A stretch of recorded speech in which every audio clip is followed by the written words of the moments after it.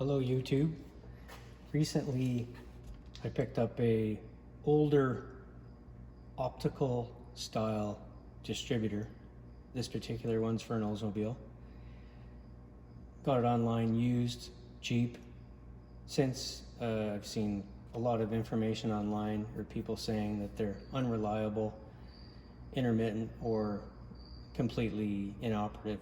So being the case, I thought it would be a good idea to bench test it before I installed it in the car, and found out the hard way that it didn't work.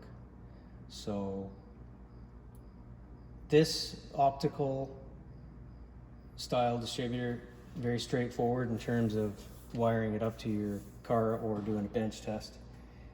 All it needs is a power and a ground in order to activate or operate the sensor.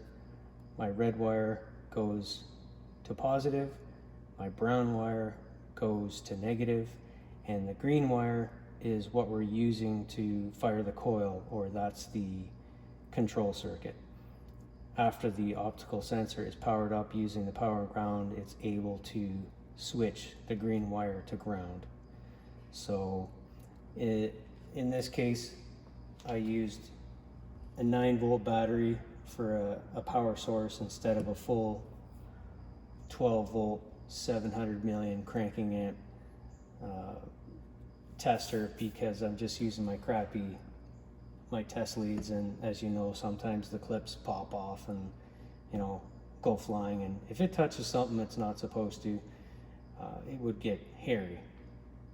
So anyways, as I said, pretty straightforward. I got my red wire here hooked up to the positive side of my 9-volt battery.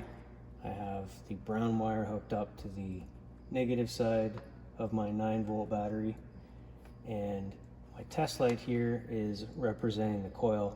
I don't have a coil available right now for a bench test, so this is good.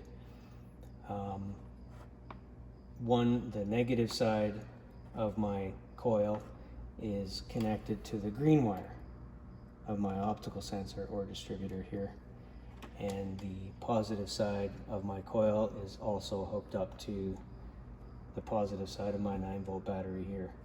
So before I start, I don't have a bulb. Before I start, I'm going to make sure I have what I want. So regardless if you're using a 12-volt or a 9-volt battery, not a bad idea just to double check with your meter. And I have almost 9 volts there. Probably getting a bit lazy because even though the bulb isn't on, the optical sensor is still using that 9-volt battery to power up, so it's powered up and ready to go. So don't have a bulb right now, but when I turn my distributor, you can see I have a clean on-off signal. So in terms of bench testing, I know this unit is good and at least worth installing in the car. If I have an intermittent that's induced with heat or vibration, well, that's another story. There's not much I can do about that right now, but at least I know it's worth installing in the car like this. If you're planning on doing a bench test like this, it's a really good idea to get the diagram, the correct diagram for your part number, and make sure you're putting voltage and ground where you should be, and the correct voltage, if it's safe to put 12 volts there or not. If you put 12 volts somewhere where it shouldn't be, maybe it'll work for your initial bench test, but good chance it's not going to work after that. So anyways, sorry about the crickets. There's a cricket in here.